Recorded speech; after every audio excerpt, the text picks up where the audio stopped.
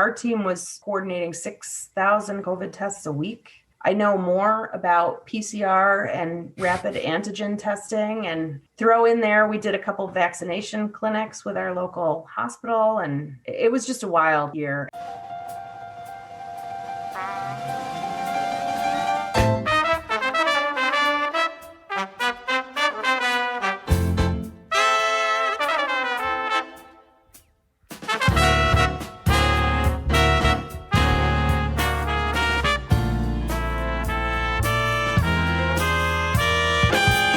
Dave Bolger here, and welcome to Had I Known, a show that explores the journeys of some of the most interesting members of the Hamilton College community. This week's guest is Lisa Magnarelli, class of 1996, and Hamilton's Director of College Events and Scheduling. All right. This week's episode marks a bit of a milestone. 1 year. This marks the 1 year anniversary of Had I Known.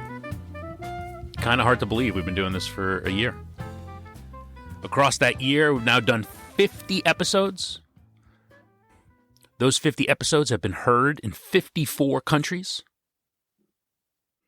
They've been downloaded nearly 11,000 times. I don't know. It's more than I expected. So a big thank you to you, the listener, who keep coming back every week and who tell your friends and your classmates about this show. That's how this thing continues to grow and continues to build an audience that and continues to surprise me. And clearly that's still happening, because this month of May has been the best month we've had in terms of an audience. So we're still growing, thanks to you. So keep spreading the word. And thank you to all of the folks that I've had on as guests. I've gotten to reconnect with old friends, gotten to make a lot of new friends, learned a lot about the school, learned a lot about myself through this process, and it's been a heck of a good time. And if people want to keep talking to me and people want to keep listening to me talk to other people, I'll continue to do it. So as we head into year 2 together, let me know what you think. What are you liking about the show? What else do you want to hear? Who else do you want to hear? Reach out to us on social media, Had I Known Show. Drop us an email, hadiknownshow@gmail.com. So much of what the show has become has been based on the input from listeners, so please keep it coming. And again, thank you, and happy anniversary to you. All right, so last week we talked to Ty Sigilly, who was the commencement speaker. This week we talked to the woman who planned and put on commencement, Lisa Magnarelli, class of 1996. If you listen to the conversation I had with former Director of Student Activities, Bev Lowe, you heard Bev talk about Lisa. If you didn't hear that conversation, 1, what the hell is wrong with you? And 2, immediately following this episode, go back and listen to that one, because it's a great one. But Lisa worked for Bev as a student, and then Bev hired Lisa back to Hamilton a few years after college. And 20 years later, Lisa's still there. And there is now a generation of students who talk about Lisa the way those of us from my generation talk about Bev Lowe. During this conversation, Lisa talks about her unique Hamilton journey, which has seen many stops both as a student and as an alum and employee, the experiences she's had in impacting students' lives and experiences on campus, both as the former Director of Student Activities and now in her role planning major events like graduation, the Great Names series, to name a few, and the major impact she had on students' lives this year, overseeing the team that ran COVID testing on campus. So it was her team that literally helped keep the school going during the pandemic. This is a name that's been requested frequently, so I was happy to finally fulfill those wishes and talk to this week's guest, Lisa Magnarelli, class of 1996. Enjoy it. Well, hello there. Hello there.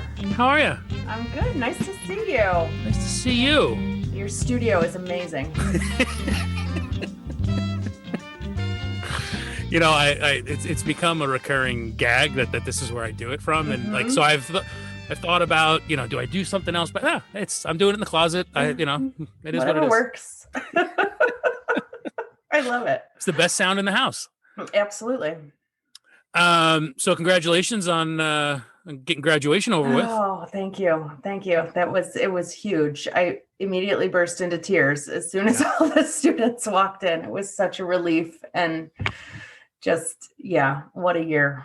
How long is the planning process for something like that? Well, it should be.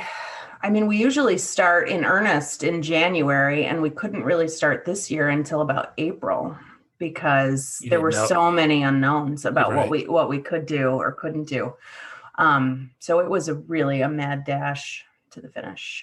And I saw that it was inside. Why inside, not outside? Well, as you may remember, the weather in upstate New York is rather unpredictable. Yeah, you ask a dumb question, And we really thought about it, and we had thought about doing it outside, but we still would have had to set up the inside just in case. Uh-huh. And we were all so fried.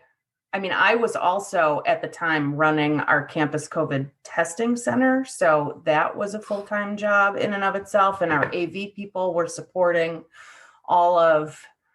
it was just incredible what we did this year. So facilities management had to redo all of the classrooms, all of the spaces on campus. We had 15 tents up all around that were being used as classrooms. Our AV department was supporting every Zoom half remote hybrid class, remote learning. So nobody had any gas left in the tank to really commit to being able to properly set up 2 locations. And then we did the math. And I think it was your class year. Did you graduate outside? Yeah. So for 10 years, we tried to do it outside. We set up both locations, and 2 of the 10 years they were able to have it outside. Oh, wow. So the math just didn't work out in our favor. Yeah, see, I got spoiled. I'm like, outside. I graduated outside. It was great. It was amazing. You should do it outside all the time. What's wrong with you? You were one of 2 classes where it didn't snow in May. Yeah, I believe that. Yeah, we had hail on May 11th. So for all of your listeners who miss the weather of upstate New York, that's what we got. A lot of different paths people take, a lot of different experiences people have. That's one of there are several, but that's one unifying factor that everyone goes back to when they talk about their time in Hamilton. Yep. Damn snow. Yep. And you chose to stay there forever. Forever. What's wrong with you? Forever. Well, I mean, is there a better place to be? I'm not really sure. Well, we'll get into it. How'd you end up there? How did I end up at Hamilton? Yeah. Well, I'm originally from Syracuse, New York. Okay. So it's 45 minutes down the road, and one of my high school English teachers was an assistant football coach here at Hamilton. So I had known of the school. And I knew that I wanted to go to a small school, because growing up with Syracuse University, right down the road, I knew it was just too big. So, I was looking at small liberal arts schools because I had no idea what I wanted to do. And I got to Hamilton for a visit, and immediately, as soon as I got out of the car, I said, this is where I want to go. Huh. And I just knew, and this is, I've told this story many times, but we were doing a little tour of upstate New York schools, and my father's like, well, we're here. We're going to drive to Colgate now. And I said, I don't want to go. And he said, well, we're here. We're going to drive to Colgate and you're going to look at it. And I was such a brat. We got to Colgate and I was like, oh, okay. And I wouldn't get out of the car. I was like, no, I want. You had already made up your mind. I had already made up my mind. I visited, I think I also visited Skidmore and Hobart William Smith, all lovely, wonderful schools. But I felt at home at Hamilton, and it was far enough away that my parents couldn't just show up. I was going to say far enough away, but close enough, right? Close enough that you could get home if you needed to. Yeah. Do a little laundry, have a little dinner. So that's how I applied early decision. It was the only school I applied to. Wow. Yeah. You really knew. I was all in. Yeah. And, my inclination is to ask that you didn't regret the decision, but I know the answer to that because exactly. given the career you chose. Yeah, this is the end of my 20th year working at Hamilton. Wow. Mm-hmm. Yeah, wow. It's wild. So in doing some research on you, I came across a story core that you did with Yes. Sarah. I won't Yes. call her Sarah Rizzo, but Yeah. Sarah Azizi. Sarah. Yeah. I knew And her as Sarah Rizzo too. I should have just played a link to that and be done with it, because it was a good conversation that you had. But Yeah. you talked in that about your early involvement and consistent involvement in student activities and extracurriculars. So what did you get up to at Hamilton? What was keeping you busy? Wow. Well, so my freshman year, there were, I think there were too many, well, there were more first years than available housing. So they ended up putting 6 of us in Keene, which at the time was the co-op. Yep. And so that was a wild first year experience. So that wasn't a temporary thing. That's where that's where wow, that's a heck of a first year experience. Wow. Yeah. So I really felt like I didn't get to, I looked at all these people living in Dunham and North, and I was like, wow, that's the freshman experience I thought I was going to have. And that's not to say that we didn't have, that the first years that were in Keene with me were great. And, we had a nice little community, but it's not where you want to be placed as a first year. It's not exposure to all the students and everything. Exactly. And all the hubbub. Yeah, sure. So I did what was it called? The Hamilton Players. I was in a play. We did the show Grease in the chapel, and it was a student production. And I just met a whole bunch of people, and one of them was in a sorority, and she said, you should really start to rush. And I was like, what? I don't even know what this is, but okay. And so, but I needed to meet people. I needed to get out and meet people. So that was a really good experience. And it turns out that was one of my defining decisions, was to join a sorority. And then from there, from being in that show, which was it was such a terrible show, I think, but we had so much fun. Who did you play? I was Marty Maraschino, the cherry. Yeah, it was wild. There were a bunch of Sayu brothers who played, all the guys in the show. It was just a riot. We had a really good time. But from there, I ended up joining Special K, the women's a cappella group. And I don't know, just from there, somehow I met, I think through Special K, and through my work with the sorority, I was in Phi Beta Chi. I met Bev, who you know and love. Of course. We all do. Yes. And somehow I ended up working for her. I re-listened to her interview that you did. And, she talks about that summer after the residential life decision. So I was president of my sorority when that decision happened. So that was so your class of night, so that all went down as you were wrapping up your time there. Yep. So I did 3 years where there were houses on campus, and then my senior year there were not. Right. It was very interesting. So that summer I got to know her really well, and I started interning in her office. And that's when I realized, you can do this as a career. You can make extracurricular activities your career. And I tell people all the time, I majored in college. That was my major. And I wasn't a huge partier. I had fun, but I was my friends will tell you that I was the designated driver of our group, and I was the responsible one. And I just loved college. I just loved the whole experience. And that summer that I spent up there between the summer of 95 was, all of my good girlfriends who were my sorority sisters, they, were all gone for the summer. And so I met an entirely different group of people. And that was a really meaningful experience for me, just to sort of branch out of my comfort zone. And,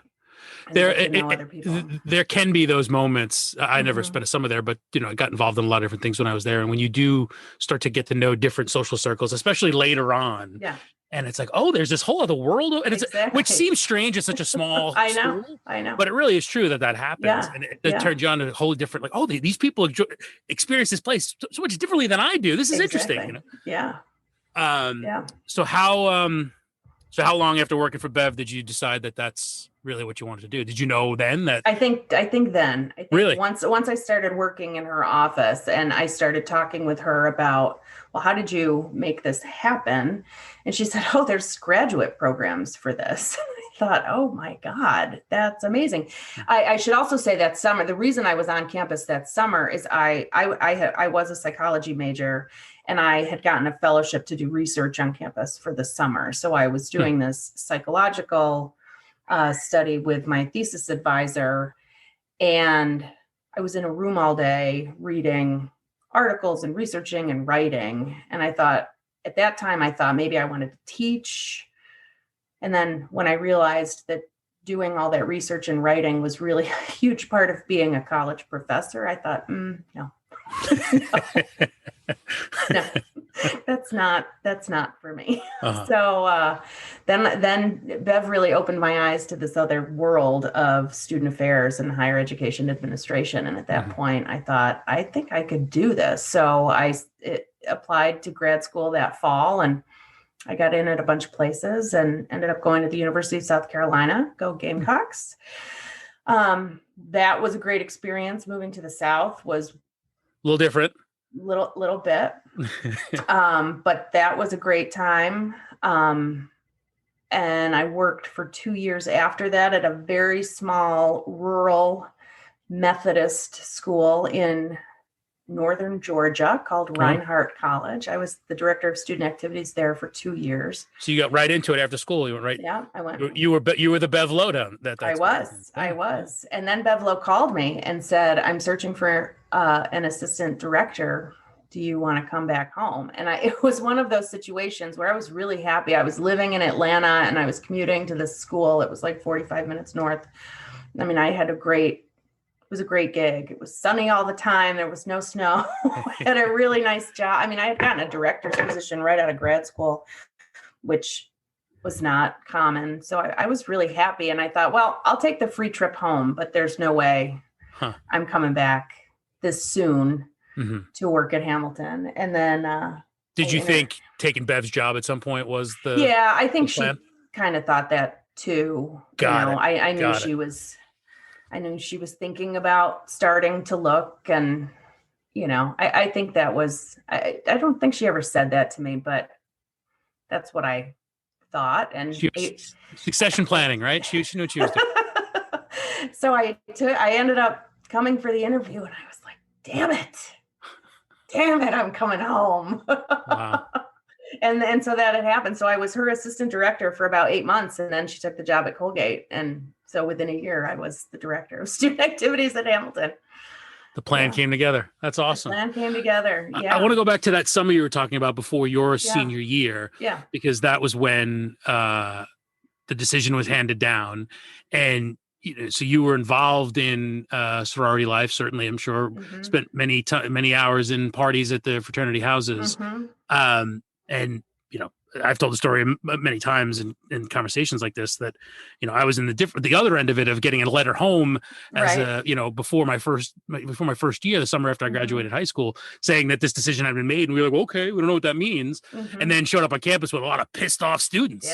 Yeah. And here you were working with, and I know Bev was caught in the middle of it and tried. Sure. Everyone loved Bev, but did you wrestle with being on both sides of the issue a little bit?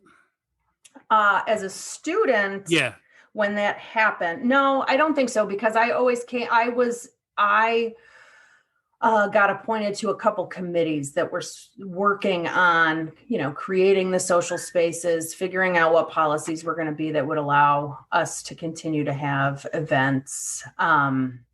So I was sort of working on behalf of Greek life at that point. I felt like I was an advocate for Greek life. I didn't feel like I was betraying my people. Well, no, I didn't even mean that. It's just because I think that there's also, I'm also curious as a woman on campus, sororities didn't have houses. So was there a sense of quit your bitching where, we don't have houses either. I had that conversation with a number of fraternity friends. You did? And and I was like, we've managed, I remember sitting in this is 25 years ago now. So my memory is not crystal clear, but it was along the lines of, well, how are we going to do chapter meetings and how are we going to do dinners? And I was like, well, we've been doing this the whole time we've existed. Like it's possible. Yeah. And then coming at it as an administrator. So I was responsible for Greek life for 13 years while I was working, through my work. And, I knew that it was possible to exist without a house. So I always, and I would tell students, it actually, I think at Hamilton, now that I've seen both sides, I think it's better without the houses. I think it's better. It's a better student experience because you're not siloed into one. I think there were men in fraternity houses who did nothing but socialize with a small group of people, and they didn't branch out. And I don't think that's healthy on a campus the size of Hamilton. I mean, I think it makes sense at big institutions, but not at Hamilton. So when they decoupled the fraternities from the houses, it really opened up a more vibrant social scene, I think, for students who wanted to be involved in more than one activity or wanted to have friends outside their fraternity. Now they could, be in a suite next door and, Sure. Yeah, I mean, anyone I've talked to and just seeing where the school is now from where it was, it's hard to point to any data point that suggests anything other than it was the right decision. Right. Well, I mean, I think you talked about this with Bev, but I mean, part of the impetus for that decision, I think, was equity, and making sure that women and other students had the same opportunities, and that absolutely addressed that issue in a significant way. Yeah. And then did you feel like when you came back a few years later, you came back to a different place? Did it feel different? Mm-hmm. It did. So I was gone for 4 years. So everybody I had known had graduated. So I thought, that was one of the factors for taking the job was that I didn't know anybody as a student. So that was nice. There was still some lingering resentment for sure. And it always made me laugh. I'd have conversations with students all the time who would say, so much better with the houses. And I'd look at them and say, well, how would you know? You weren't here. You've just heard this folklore. I was in those houses. They were shitholes. They were not nice. I mean, Bev will talk about, how she had to do the inspections. I mean, they were not safe. They were not healthy places. So now if you come to campus, the ones that the college purchased as and renovated into residence halls are just gorgeous. And you could see where, at one point in their heyday, maybe they were like that, but they certainly were not in that pristine condition. Right. When I was a student. As you started to get established, now as a staff member at school, as an administrator, did it feel weird having to take the alumnus hat off No, I think it gave me a lot of credibility, actually, because I could say, I mean, now I'm not so sure it matters because it's 25 years. Right. I'm not, I don't think they care so much. But they did at the beginning when I was really, all in with student life. It did make a difference. And I could talk about my Hamilton experience in a way that they understood and could respect. And, I think it helped me quite a bit. How long after you working there did you, walking around and seeing the campus, did it feel like this is where I work versus, this is where I had this experience. This is where I went to that party. And I remember when I was, because there's. Yeah, that's a great question. I'm not sure I ever, I'm not sure I ever had a moment where the two were separate, and it really, my life is very intertwined with Hamilton, and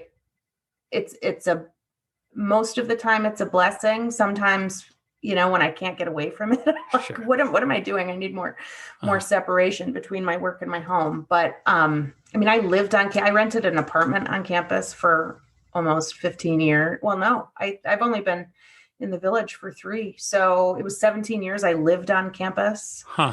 I lived in a little house in an apartment that sat in between the Bundys. So I called it Bundy North.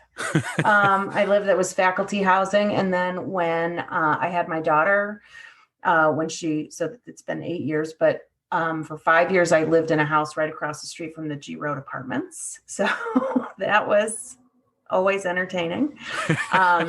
So I always felt like I definitely feel like a professional in that I work at the institution, and,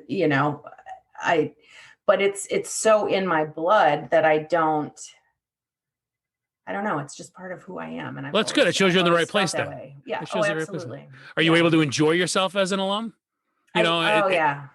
No, it's great. And I have been really, really lucky because I've had such incredible relationships with former students and who are now friends and colleagues that anytime anybody comes to campus to visit, I'll get a phone call, let's do lunch, or I'll find notes under my office door like, hey, we were here, just wanted you to know we said hi. And that's been amazing.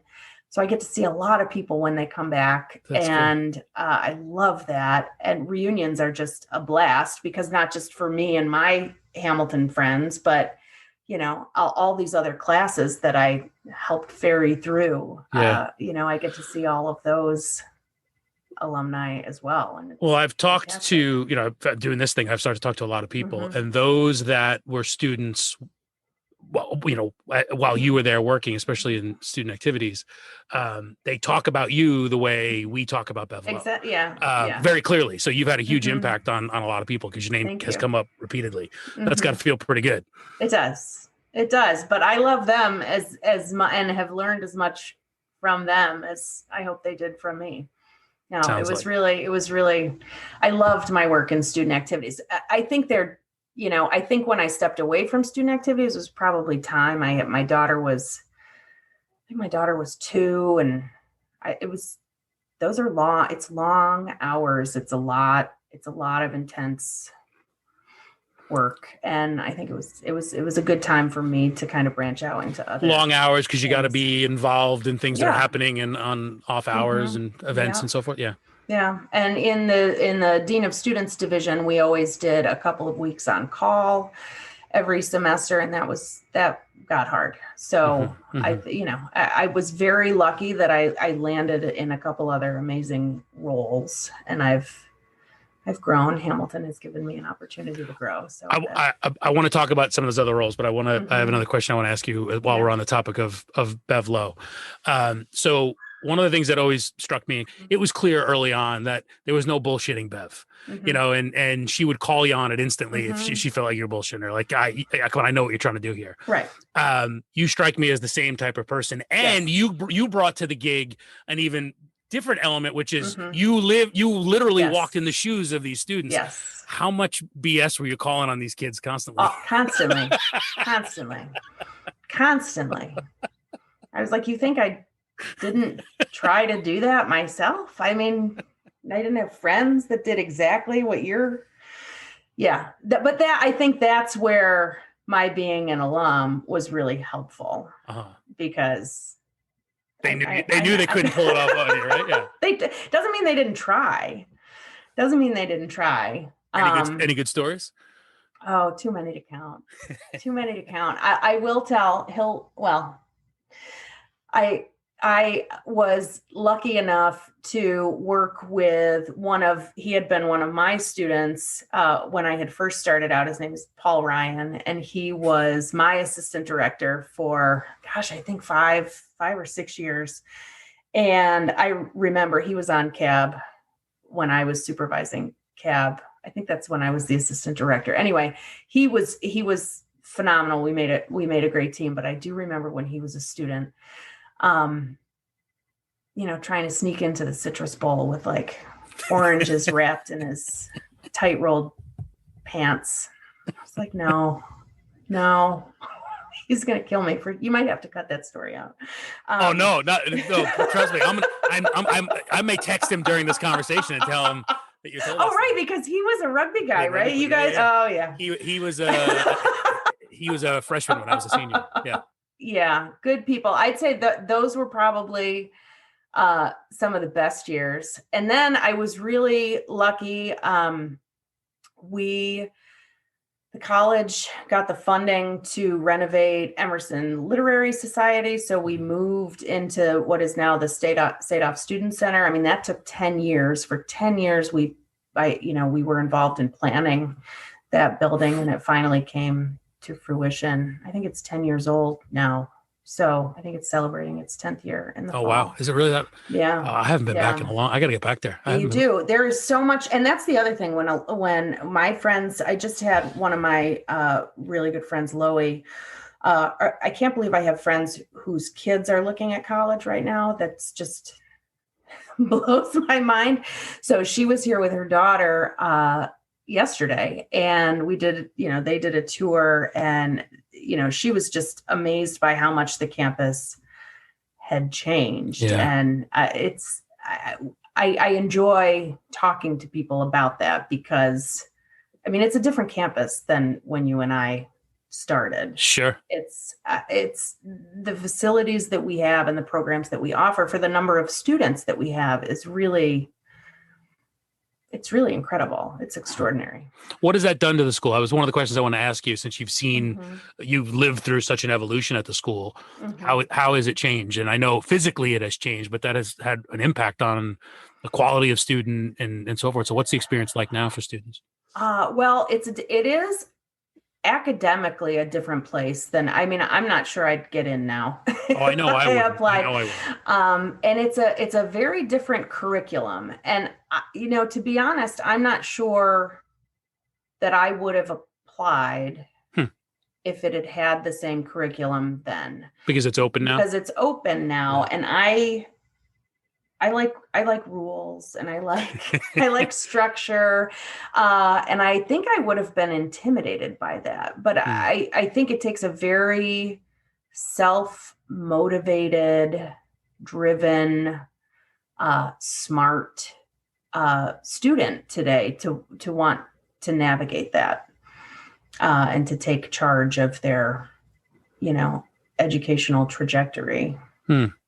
How is it the same when you walk around? What are the moments you look at like, this is the same as when I was here? Well, right this moment, the 90s have come back. So the amount of flannel and leggings now it's why I'm like, I wore that. Overalls are coming back. It's so it looks like in a lot of ways, it looks like the Hamilton. That's funny. When we were here. Yeah. That's really funny. Yeah. That's funny. Yeah. And, I do think students are different today, and it started changing, I don't know, probably 10 years ago. I think they are, we talk about grit, we talk about resiliency, and I think those are skills that students are still learning when they get to college in a way that we didn't. I think there's I don't know if it's how parents parent or how, I think there's students who have never dealt with failure or disappointment. And it's hard to teach that in college. It's hard to teach somebody to cope with that in college, if it's not something that they're accustomed to before they get here. And I think normal, quote unquote normal. And this is not at all to say that there aren't significant mental health challenges that face some of our students, but I think there's a level of anxiety that we thought was normal that now is treated differently because it's unfamiliar. That's interesting. Mhm. And the pressure builds. I mean, I think there's more pressure on high school students Mhm. than there was when, Mhm. when we were in. And then it's been Mhm. all building towards this moment of get to this Right. this institution, and then you're there, and anything less Mhm. than an A is probably met with, Mhm. I've talked about it before with some other folks, and I'm sure they have to report all that back home. Right. Right. If I got a bad grade in a class at Hamilton, my mom wasn't finding out about it until Right. Right. maybe she got to the mail before I did when the transcript Right. got sent home. Right. Oh, did you get your grades yet? No. No. Nope, they didn't come yet. Nope, I don't know. I don't know. You're going to have to call the registrar.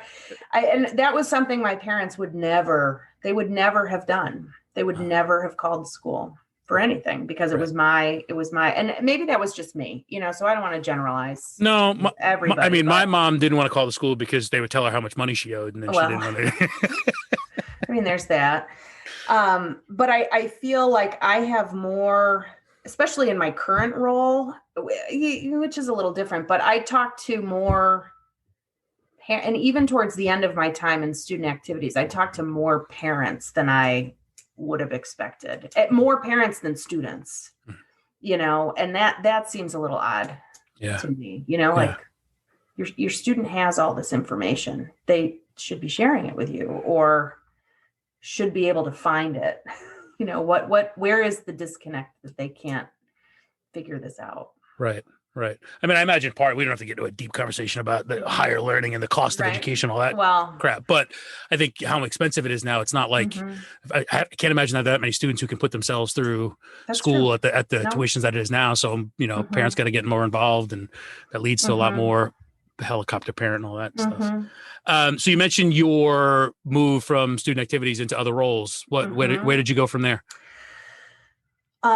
So immediately after student activities, and while I was in student activities, I had progressed and become an associate dean. So I was also working with outdoor leadership in our chaplaincy. And so that was, I got to work with some of my other colleagues, which was really nice. And then the associate dean position, Title IX coordinator job came up, and I took that on in an interim role for a year, and then was appointed permanently for another year after that, and that was really hard. So those are some serious issues you're dealing with. You're not dealing with keg parties and who wants a social space. Those are some real heavy issues you're dealing with there. Yeah. I went from being the dean of fun to the opposite of that. And it was really hard. I couldn't do that anymore. So I was really lucky that we were a good colleague in the president's office who had been doing all of their sort of the events for the president and commencement. She had retired, so they were trying to reconfigure her position, and it just, all the timing just happened to work out. And I thought, well, this is a really great opportunity to kind of step away from the student side, but still be involved with, pretty complex event planning. So they created they created an office, and I got to run it, which was really great. That's pretty awesome. That's awesome. Yeah. So now I am the director of college events and scheduling, and I got to keep great names that came with me, which was fantastic because that's one of the highlights of what I do. And I do commencement, and we coordinate all of the campus facility scheduling on campus. And so I get to work with all different offices and people doing fun stuff. That's pretty awesome. Yeah. Great names coming back next year. I hope so. God, Okay. I hope so. Okay. I hope so. Any dream names on that list? I was going back and looking at the list. It's hard. It's hard. It's a hell of a list. We've kind of, yeah.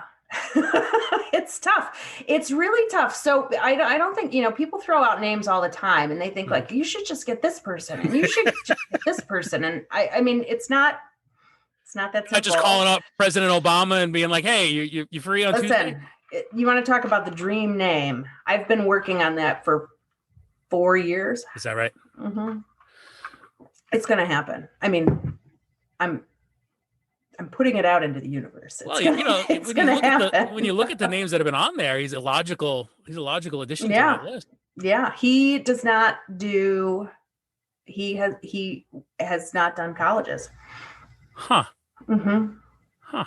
So, as soon as he says yes to colleges, I'm all over it. What goes into planning one of those events? It's the same kind of planning as commencement. You get first there's a small group of us that includes the president and the dean and communications, and we survey the campus and we get a short list together, and then I work through it and try to figure out, well, who is actually speaking, who will do this type of event. Are they on the circuit right now? And then from there you can kind of narrow it down to 4 or 5 people.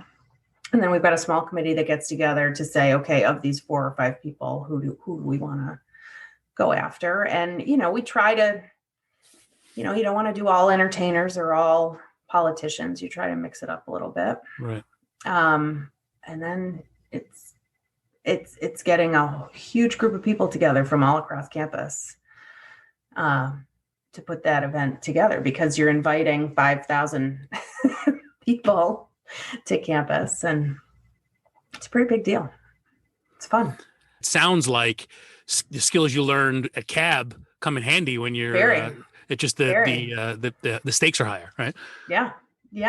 It's also I'd say a lot of what I do is leveraging relationships. You have to be able to work. I chair a committee of like 45 people that put on Great Names or Commencement, and I'm not the boss of any of them. So you've got to really create a team to want to work towards a common goal. So I've spent 20 years getting to know a lot of people and that's supporting them when I can. You know what? And just about any job, any industry, that skill is invaluable, right? The ability to pick up the phone and go talk to somebody and just go, come on, get it done from me. Come on. Like, there's a lot of that, right? Yeah. And that's true no matter what you do, is that oftentimes you need to motivate people to do things that they don't really want to do, and you need them to do it. Well, I mean, just rewind back to working with students. That was entirely my job. None of student leaders don't work for student activities. You've got to convince them to do the things that you want them to do. It really is a lot of manipulation, if you will, but it's a lot of, this is going to benefit you. There's a lot of that working with students. You get a break now, or are you off to already planning for next year? That's a good question. I think there are still a lot of unknowns about COVID. So this year, when we went into lockdown in March, the college went remote, no events, so my team, I mean, in all honesty, I was afraid that if we had to furlough people, that my team was going to be on that list, because I mean, it would have made sense. So we did some virtual stuff, but then the task force was putting together a fall plan, and part of that plan was testing all of our students and employees twice a week.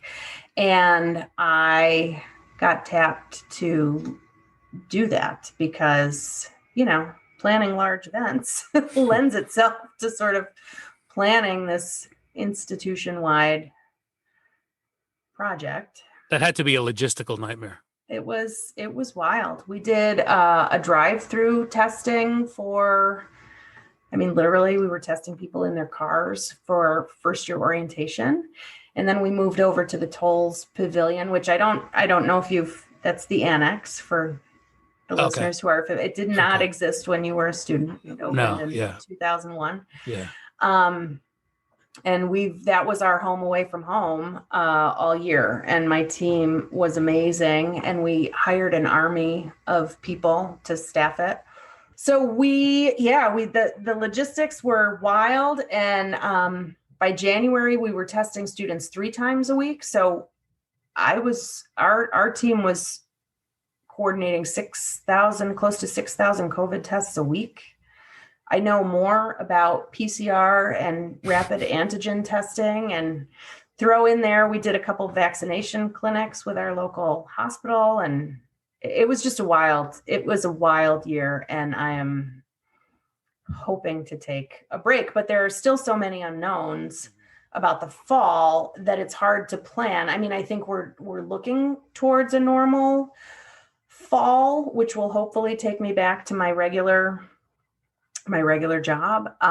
But we still might have to do some testing, and I'm not sure what that's going to mean for my team. And Boy, oh boy. Yeah.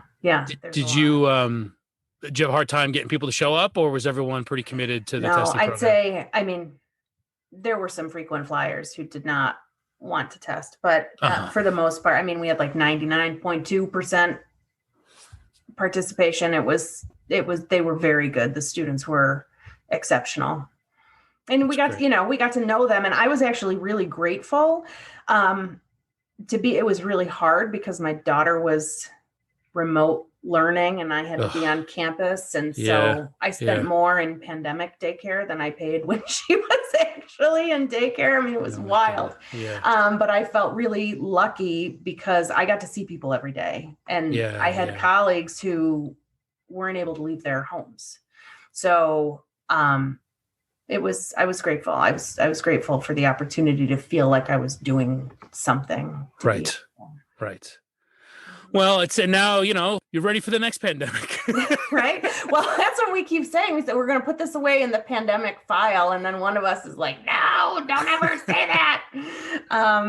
But we've got a whole manual. Everybody wants it.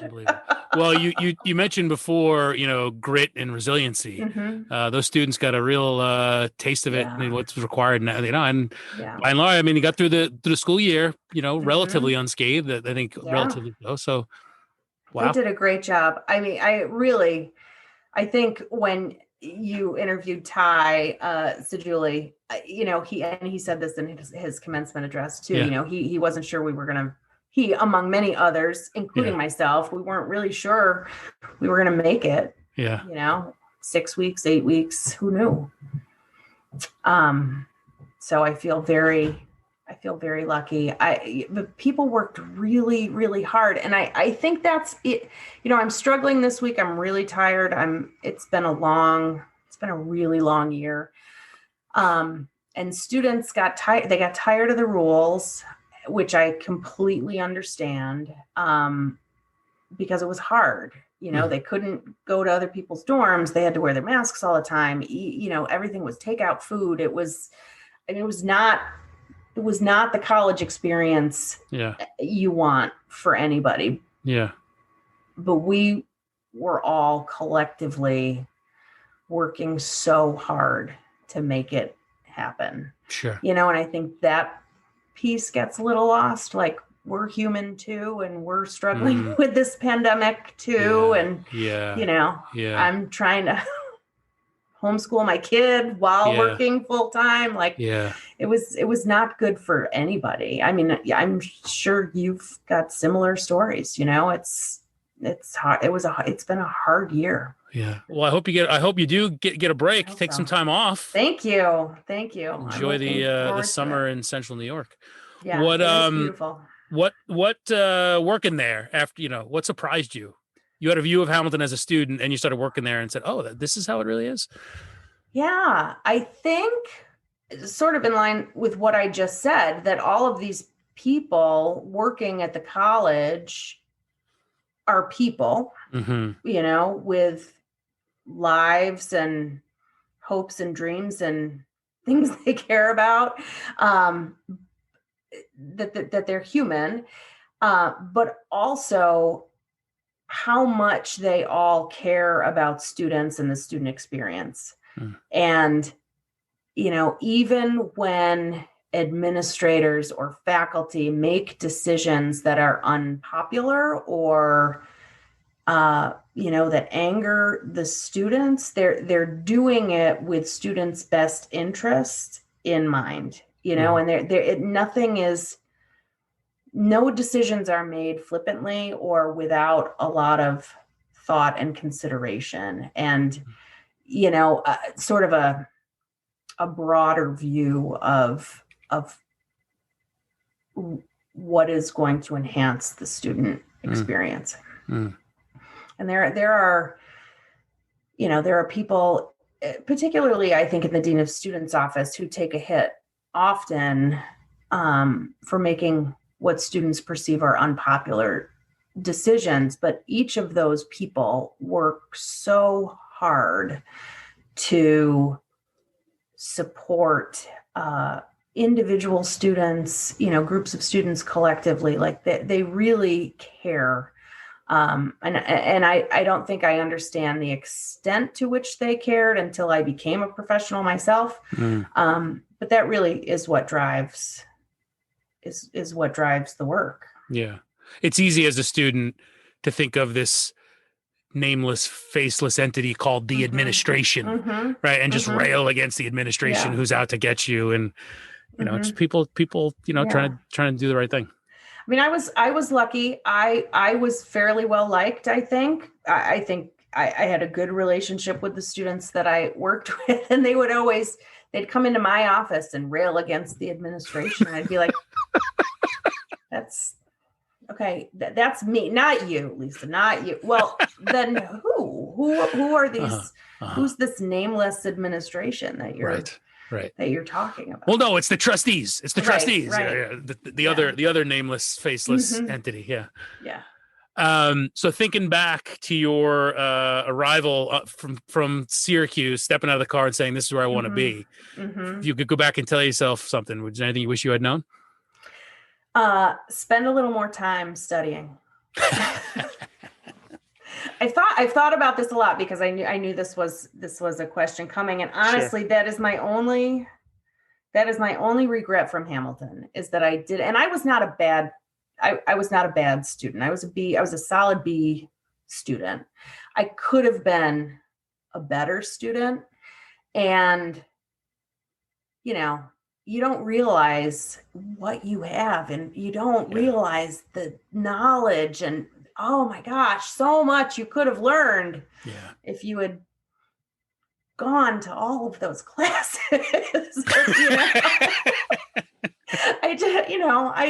I wish I had I think part of it too is figure out what it is you like, because when I went to grad school, I should say even at Hamilton, when I got into higher level psychology classes that I was really interested in, I was all in and I did very well. But it wasn't until I found what I really liked and was interested in. So I think my advice for students now would be, take what you're interested in, find something that you like, and it will make the learning not feel like work. All right, that's Lisa Magnarelli, class of 1996. Hearing her tell that story about busting my friend Paul Ryan bringing oranges into the Citrus Bowl, it reminded me of an experience I had with Bev Lowe at the Citrus Bowl. I think she and I talked about in my conversation with Bev. Bev and I called hockey games together for WHCL. And then for the Citrus Bowl, there was security, patting people down, checking bags. I had to lug 2 bags worth of radio equipment up to the press box. And as we're coming into the Sage Rink, at the security checkpoint, they gave me a look with the bags, and I said, "Oh, it's just the radio equipment. I got to get up to the press box." And they waved me through. Well, in anticipation of that, many of my friends had decided to use me as a citrus mule and packed a bunch of oranges into the bags. So before I got to the press box, I stopped and let it unload and give everybody the oranges. And then I get up to the press box, and Bev is sitting there, and we have a chat about, boy, security. I don't know. Anyone's going to have any oranges in here with this security. It's crazy. And then, of course, we call the goal, and out come the oranges. And I looked at her like, well, I don't know where any of those oranges came from. Sorry, Bev. But, of course, Bev probably knew that I did that. She was all-knowing, just as Lisa seems to have been all-knowing in her role. It was fun to chat with Lisa. She's seen a lot and experienced a lot as part of her Hamilton experience, and she's got a unique perspective on the school. It was fun to hear. And I do hope she takes a well-earned break this summer. You have been listening to Had I Known on WHCL-FM, Clinton, New York. HadIKnown.buzzsprout.com. Had I Known Show on social media. As always, my thanks to Dr. Michael Woods for supplying the music on the show. And once again, Doc is going to play us out. Hope you enjoyed the show. We'll talk to you next week.